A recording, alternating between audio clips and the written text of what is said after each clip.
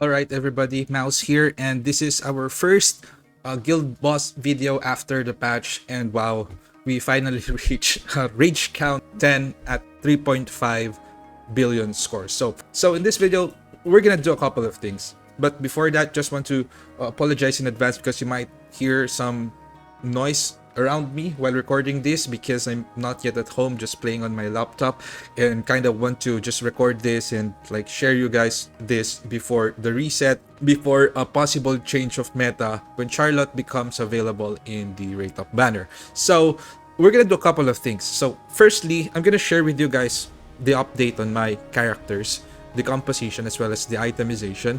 And secondly, I'm gonna share with you guys tricks that will help you make your runs easier. This is about gameplay and how you can skip the mechanics that cause a lot of DPS loss. And then I'm just gonna share with you guys what I know, what I have learned, what I have discovered playing the guild boss during the past week. So I'm gonna register this now. I'm actually already at 7 billion points, range count 20 here. So let's register that. I'm gonna get some rewards. Wow. And then let's go ahead and check the team composition.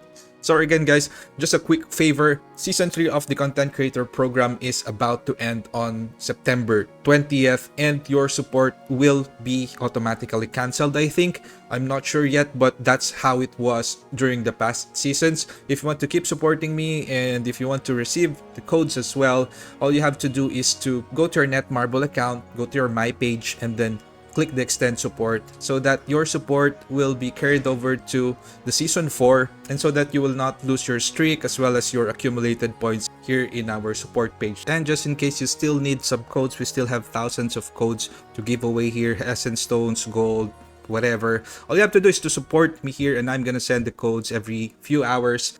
And once again guys, thank you so much for all the support. We now have 783 supporters. I don't have any particular number of supporter goals here, but I do hope that you guys who have supported me at least have been able to enjoy our content and learn something from it, and help you in some ways to also be able to enjoy the game better. And I do hope that it has impacted your gaming experience positively to finish game content, improve on the game, and literally overall just having more fun in the game that we're playing, because I'm still having fun in this game. So excited for the future update, especially the WOBL. So yeah, once again, thank you so much, and we're gonna continue what we're doing over on season 4. And thank you so much to all our supporters. Once again, I'm not gonna show the entire list anymore because it shows the points. Kind of want to give you some privacy on how much points you have accumulated already. And now let's head back to guild boss lineup. Alright, so for the overall composition, nothing has changed. I think in my case, this is still by far the best for my account, the easiest to execute. So I'm still using the support build on Jinwoo. Nothing has changed here. Gears are the same, skills I'm using are the same, blessing stones, etc. So we're not gonna discuss this anymore. So from 2.5 billion last week prior to the patch, why is it that now we are reaching 3.5 billion plus? So a couple of things happened.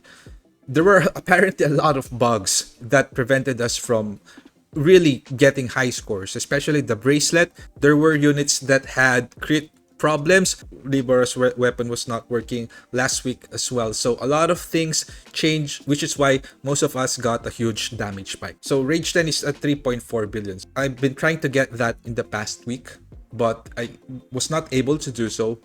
And that is because my Libora weapon was still at A0 and A1.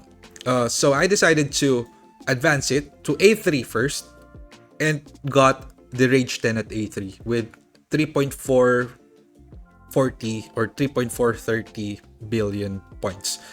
So that was the minimum advancement that I needed to get to Rage 10, all things considered. So in my opinion, this is really for min-maxing purposes if you want to advance your Libor's weapon. But a couple of things to note here. Remember, here in the guild boss, we don't have Igris here. So a lot of our units don't have the 100% crit rate. So, and the crit damage here is just a tiny bit. Like, I feel like the overall damage shield that I got from A1 to A5 was around 8 or 7% overall effectiveness damage output for the entire team. So if you're looking to min-max your scores as well, highly recommend to get this. I don't think Libor is going to be replaced anytime soon, especially with both the dark units that are coming soon, wherein you might need Libora as the temporary support because Libora was like a semi DPS semi support anyway, right? And yeah, so going back to each of these, we're still using the same set of items. Guardian set on Mail in Fisher. And then on Gogunhi, we are now using 4-piece grid and 4-piece curse. And the reason I'm doing this is because I do have really good curse pieces in such a way that the benefit on Chahe in terms of damage is now smaller than what I would get from Gogunhi's damage. And another thing is that since I already have a high advancement Libora weapon, I'm gonna be able to at least get more crit rate from it, a substitute to the one I lost from the grid set. So basically that's it pretty much. So I'm just going to show you the stats here. So 23.2k defense, crit rate, crit damage, damage increase, penetration, and light damage here.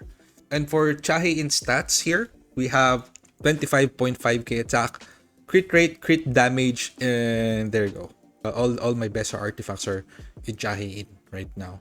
And then for our second team, we have Mirai here. 21k attack, 2.6k MP.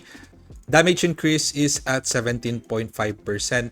And wind damage, of course. Still using the same sets of gears. And here's my Hansemi using 4-piece Angel in White and 4-piece Sylph's Blessings. You can of course use Guardian set here as well. For my choice, still using the Guardian set.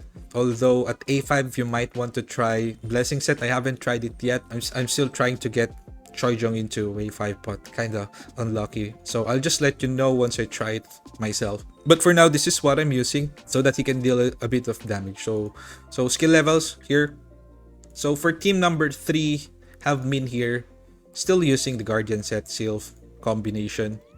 And then there you go. And for my Alicia, here's the stats. 22k attack, and then damage increase, depth penetration, water damage, skill levels here. And for the artifacts, by the way, for the artifacts, I'm using 2-piece toughness. Stats are a lot better than most of my remaining gears. On my Libora, I changed it up a bit. I was using Blessing set, which is pretty much the same, to be honest, like an attack Blessing set. And the reason that will work too is because the cooldown of her ulti is relatively lower than most other units, and its power gauge acquisition is fast enough to be able to cast the ult once it goes off cooldown. You can also use her as full DPS, of course. Like, those kinds of things are situational, whatever it is. Again, do not copy paste everything that you're gonna see here, everything that I'm saying, because we all have different progress.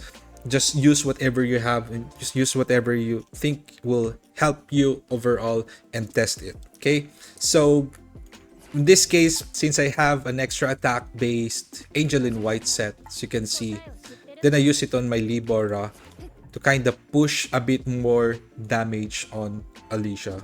So that's gonna be it for the lineup, and we're gonna expect some change. And regarding Harper, not using Harper yet, I think she lacks DPS because, well, of course, she's not a DPS anyway. She's like a Wujin Chul buffer here.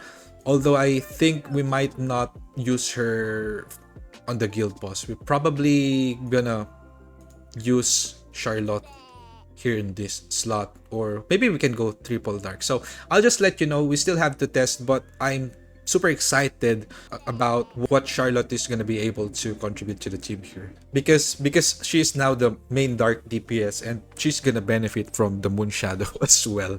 Wow, that's going to be crazy. So they might be transferred onto the main team. So let's go ahead to the gameplay, and I'm gonna share with you guys some tricks to be able to control the fight. So first things first, again, I have a new starting rotation. Wow, I forgot to turn off the semi attack here. Okay, so anyway, Ascension Break, of course, followed up by Grim right here. Then cancel that with Dash and get the Extreme Evasion. Then cast the Armor Break, cancel it again, Extreme Evasion, and then into the Moon Shadow. So that's my opening move right now. And you have to get this first attack after the Moon Shadow so that Chahe-In will not cast her ultimate in this part. There you go. and then another shadow step, and then you have ult already. Immediate ult casted here. So there's something special about the ult that we did not realize in our first attempts or first videos that we have made. Actually, someone commented, Iba Gaming, shout out to you. Iba Gaming mentioned that he discovered a technique to be able to cancel deadly attacks, which is to use the ultimate. So when it comes to skill choices, you can actually use ultimate or you can use another damage skill, but I still do prefer the Ascension Break because the ultimate here forces the boss to do a certain mechanics. I'm gonna show you here. So I just casted ultimate. So every after ult, it's gonna do this mechanics here, exactly this one. And this one is a much safer choice compared to the other mechanics because if we don't use our ult, then it's gonna do the hand swipe, some sort of lightning attack, things like those. But do remember that there is a bug right now wherein if you ult, something's gonna be triggered. It's gonna go crazy. I'm gonna show you later. It's just gonna walk around not doing anything, which is gonna result to massive DPS loss. But so the technique here is every after hand swipe, I use my ultimate to prevent the deadly attacks. Okay, every after hand swipe. Because if I use the ult before the hand swipe, in my case, okay, in this particular case, it's gonna get bugged. Okay, so what I do is this. So again, every after ult, it's gonna do this. Like there you go. So it's just gonna be a continuous routine of like the boss doing this move. Then slow it down. There you go.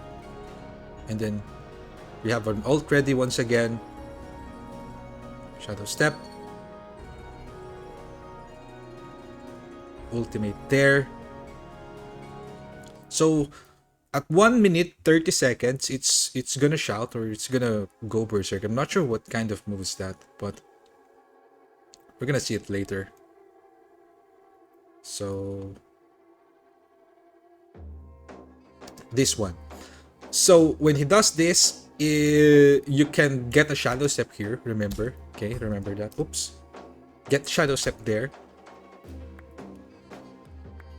It's gonna happen at 1 minute 30 seconds mark, okay? So sometimes in my routine, he doesn't do that at 1:30. Sometimes he does that. So it kind of depends on the timing and RNG of when you cast your shadow steps, when you cast your moon shadow, etc. So just play along. There you go. Okay, another pointer here is that after he shouts, the next mechanic is usually the break mechanic, but in this case it casted the hand swipe probably because it was the next in line. But right after this, if you don't ultimate after this hand swipe, it's gonna do the break mechanics. Okay, if you cast your ult here, and as long as you continuously cast your ult every after the hand swipe, it's not gonna be able to do the break mechanics because that results to DPS loss as well. Because most of the time, there's not gonna be shadow step on the break mechanics. So there you go. And rushing, and the next one is gonna be the hand swipe. Always like that. Shadow step. The ult, as you can see, no break mechanics, guys. So this will make your runs a lot easier.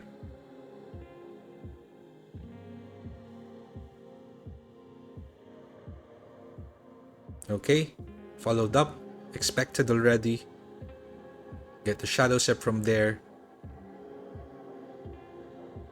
And there you go.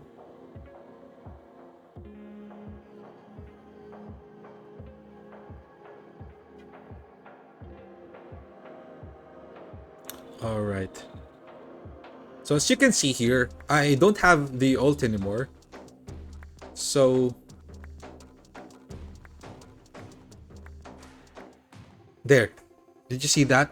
At the last, at the very last millisecond, it casted the brake mechanics. Yeah. Here. 0.05, it starts the brake mechanics. But so I highly recommend this method if you want to get higher scores, because once it starts the brake mechanic, usually it doesn't have shadow step, or even if you casted a shadow step prior to that, the duration of the braking, and if you break it, it's gonna be on the ground for a couple more seconds, and that will result to a DPS loss. So I recommend to master the timing and be able to completely avoid this mechanic. Although I'm not sure if this is a bug or intended by devs, but I don't like it in particular. I want the boss to be more fun to play with more randomness, but yeah, maybe if they see this, they're gonna be able to get some ideas. If they're watching this, I'm gonna report this as well, because this is so dumb. It's not gonna be a fun boss fight, right? It's gonna make it easier, less hassle, but in terms of fun, in terms of randomness there. And another thing to take note of is that you can now use your manual ult. I tried manual ult here, got a good results on Chahi in particular, but it's kind of too hassle in my case. But if you want to further improve your scores, you gotta study the timing of your run or your routine, because it's gonna be pretty much the same all the time if you do this method. Another thing to take note of, there are certain triggers to the bug that causes the boss to walk around mindlessly, and that is because of something related to the aggro. So one of the aggros are gonna go to the one with the highest HP.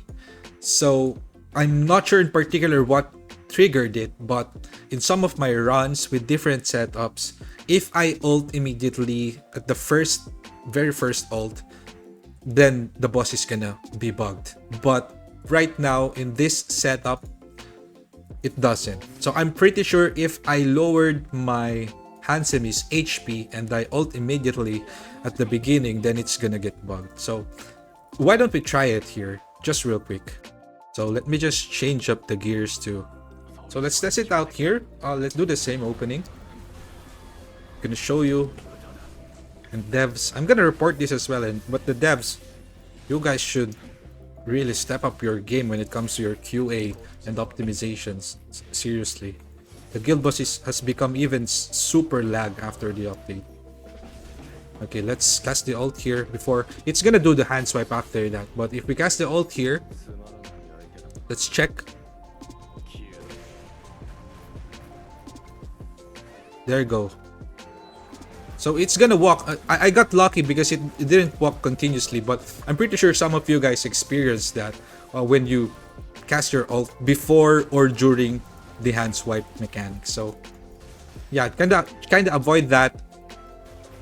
You can use your ult every after hand swipe. There are other factors that might affect that.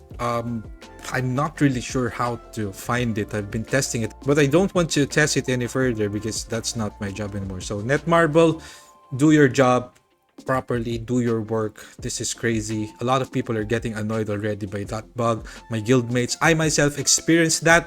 But yeah, if in case you experience that and if you want to avoid it, just don't use your ult before or during the hand swipe. I think that's for the most part. So that's gonna be it for this video. If you have any questions, just let me know in the comments section. See you on the next one.